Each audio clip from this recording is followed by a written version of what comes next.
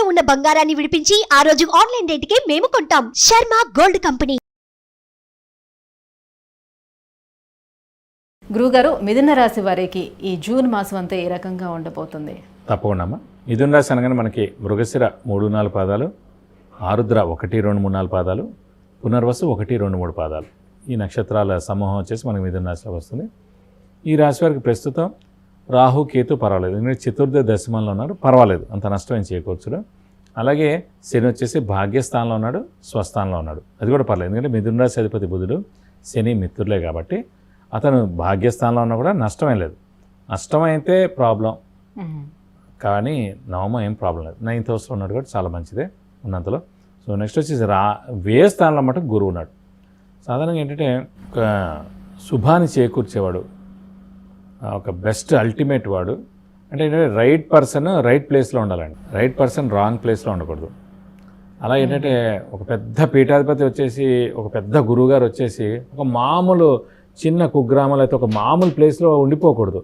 ఆయన ఏంటంటే ఒక వెలుగు వెలగాల్సిన ఇదన్నమాట. ఇప్పుడు చాగంటి కోటేశ్వరరావు కానివ్వండి, వీళ్ళు ఎవరైనా సరే వాళ్ళ ప్రవచనాల ద్వారా కానివ్వండి, వాళ్ళు ఎక్కడైనా వెళ్ళినా కూడా మొత్తం అంతా కూడా ధారాళంగా చెప్పడం ద్వారా కానీ వాళ్ళ యొక్క నాలెడ్జ్ అందరికీ వెళ్తున్నమాట. అందుకని వాళ్ళు ఒక చిన్న ప్లేస్కి చిన్న దీనికి ఇదైపోయి ఉండకూడదు అన్నమాట. కాబట్టి అలాగా గురువు అనే గ్రహం ఆ సంతానాన్ని ఇస్తుంది, ధనాన్ని ఇస్తుంది, ఆరోగ్యాన్ని బాగుండేది చేస్తుంది, నేమ్ అండ్ ఫేమ్ ఇస్తుంది, మంచి ఉద్యోగాన్ని ఇస్తుంది, అలాగే సంతానం, వివాహం, అన్నిటికీ కారకత్వాలు, దైవబలం, ఇవన్నిటి కూడా కారకత్వం ముఖ్యంగా గురువు అనమాట. అలాంటి గురువు వృత్తి ప్రవృత్తికి శని కూడా కారకుడే కదా. వృత్తి ప్రవృత్తి శని కారకుడు. కానీ వృత్తి ప్రవృత్తిలో నేమ్ అండ్ ఫేమ్ రావడం, సక్సెస్ అవ్వడం, ఎక్కడికి వెళ్ళినా అలా ఇప్పుడు అంబానీ ఉన్నాడండి, సో మామూలుగానే లైఫ్ స్టార్ట్ ఇప్పుడు వీళ్ళకి శని బాగుంది అనుకోండి, ఫస్ట్ సపోజ్ వాళ్ళకి వృత్తిపరంగా వాళ్ళకి ఒకటి మంచిగానే వచ్చింది అనుకుందాం, కానీ అందులో నేమ్ అండ్ ఫేమ్ రావడానికి గురువు బాగుండాలి, ప్రమోషన్ రావాలి ఏడాది, గురువు చాలా బాగుండాలి. అయితే ఫారెన్ అసైన్మెంట్ 10 మందిలో ఒకరికో ఇద్దరికి వస్తుంది, ఆ ఫారెన్ అసైన్మెంట్ రావాలంటే ఈయనకి గురువు బలం ఉండాలి. ఈ మిథున రాశి వారికి ప్రస్తుతం గురుబలం లేదు కాబట్టి అంత నాలెడ్జ్ ఉన్న, అంత పెర్ఫార్మ్ చేసినా కూడా వేరే వాళ్ళకి వెళ్ళిపోతుంది అన్నమాట. అప్పుడు అతనికి గురుబలం ఉన్నట్టు. ఖచ్చితంగా అండి, ఇవి ఎంత కూడా జ్యోతిష్యమైన నవగ్రహాలు అయినా సరే నమ్మితే అన్నీ ఉన్నాయండి, నమ్మకపోతే ఏమీ లేవు. ఖచ్చితంగా అంత నమ్మకం. మీరు ఇప్పుడు డాక్టర్ ప్రిస్క్రిప్షన్ రాస్తారు, ట్యాబ్లెట్ మనం వేసుకుంటాం, ఓన్లీ నమ్మకంతో అది తగ్గుతుంది అంతే.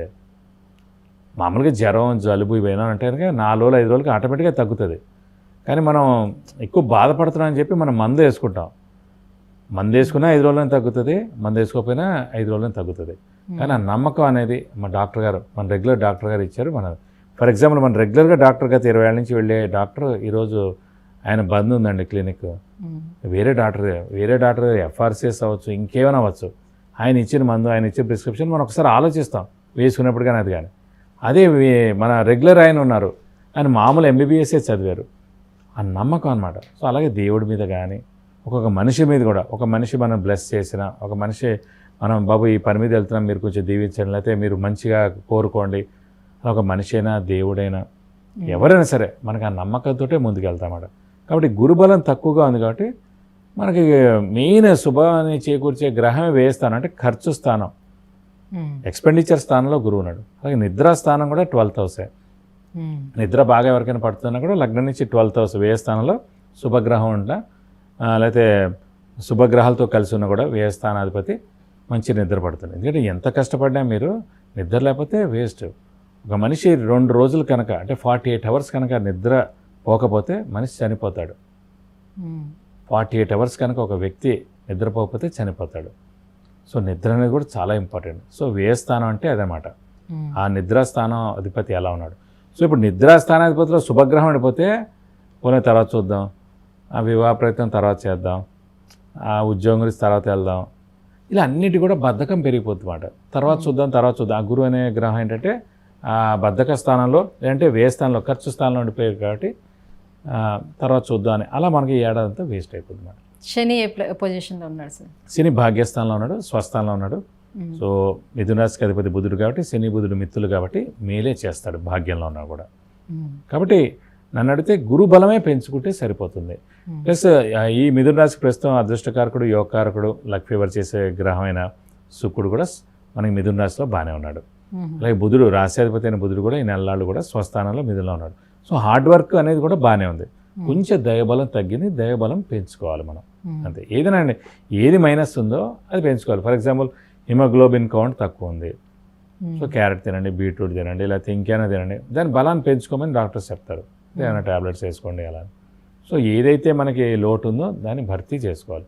భర్తీ చేసుకుంటే కొంచెం పర్వాలేదు, ముందుకు వెళ్ళగలుగుతాం అన్నమాట.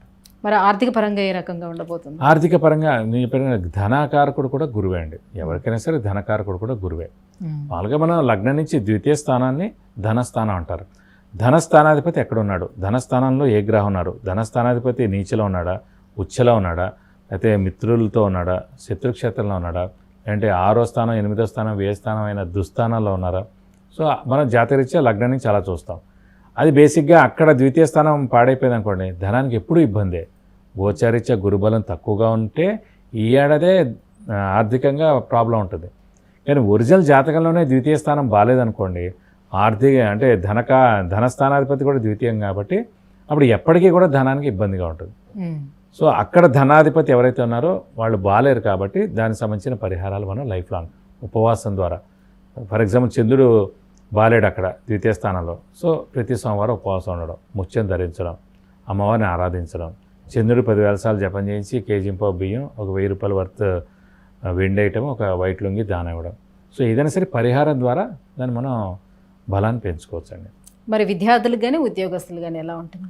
ఉద్యోగస్తులకైతే బాగానే ఉంది, ఎందుకంటే శని బలం బాగానే ఉంది కాబట్టి. శని వృత్తికారకుడు, ఉద్యోగకారకుడు, ప్రొఫెషన్ కారకుడు కాబట్టి ఉద్యోగస్తులు చాలా బాగుంది. విద్యార్థులకు మటుకు కొంచెం మిశ్రమంగా ఉంది, ఎందుకంటే వ్యయ స్థానంలో గురువు ఉండిపోయాడు. ఎందుకంటే గురువు జ్ఞానానికి కూడా కారకుడు, కొంచెం విద్యకు కూడా కారకుడు. యాక్చువల్గా కారకుడు బుధుడు అండి విద్యకి. గురువు అంటే చదువు అయిపోయి ఉద్యోగాల కోసం ప్రయత్నిస్తున్న వారికి ఉద్యోగం లభించే అవకాశం ఉంటుందా? చదువు అయిపోయి ఉద్యోగాలకి ట్రై చేసే వాళ్ళందరూ కూడా అత్యుత్తమంగా ఉందండి. విద్యార్థులు ఎవరైతే ఉన్నారో ఉన్నత విద్య గురించి కానివ్వండి, ఇవన్నీ కొంచెం వాళ్ళకి మిశ్రమంగా ఉంది. వారు కొంచెం హార్డ్ వర్క్ ఎక్కువగా చేయాలి. వాళ్ళు హార్డ్ వర్క్ చేస్తే కనుక తప్పకుండా మంచి రిజల్ట్స్ వచ్చేందుకు అవకాశాలు ఉన్నాయి. ఇంకా ఎటువంటి పరిహారాలను పాటించుకోవాలి? మిథున రాశి కూడా వృషభ రాశి లాగే దత్తాత్రేయ స్వామిని ఎక్కువగా పూజించాలి. ప్రతిరోజు దత్తాత్రేయ స్వామి అష్టోత్తరం చదువుకోవాలి. అలాగే వీలైతే ప్రతి గురువారం ఉపవాసం ఉండాలి, ఎందుకంటే గురువారం అంటేనే గురువు కాబట్టి గురువారం ఉపవాసం ఉండాలి. అలాగే చెప్పాను ఇంకా తగ్గుముఖం పడతాను ఒకసారైనా కనీసం గురువుకి 16,000 సార్లు జపం చేయించి శనగపప్పు కేజీంపో, ఒక ఎల్లో లుంగి, 1,000 రూపాయల వర్త్ గోల్డ్ ఐటమ్ దానం ఇస్తే కనుక గురువు యొక్క దోషం తొలగిపోయి మీకు అన్ని విధాలు మంచి చేకూరుతుంది. గురుగారు, మిథున రాశి వారికి జూన్ మాసం అంతా ఎలా ఉండబోతుందని విషయం తెలియజేసినందుకు ధన్యవాదాలు. నమస్కారం. చూశారు కదండి, విద్య, ఉద్యోగం, ఆరోగ్యం, ఐశ్వర్యం, వాహనం, వివాహం, విదేశీయానం, గృహం, వీటన్నిటి గురించి తెలుసుకోవాలంటే కింద స్క్రోల్ అవుతున్నటువంటి నెంబర్కి కాల్ చేసి గురువుగారి అపాయింట్మెంట్ను పొందవచ్చు. సుమన్ టీవీలో మీ పర్సనల్ అండ్ బిజినెస్ ప్రమోషన్స్ కోసం కింది నెంబర్కి కాంటాక్ట్ చేయండి.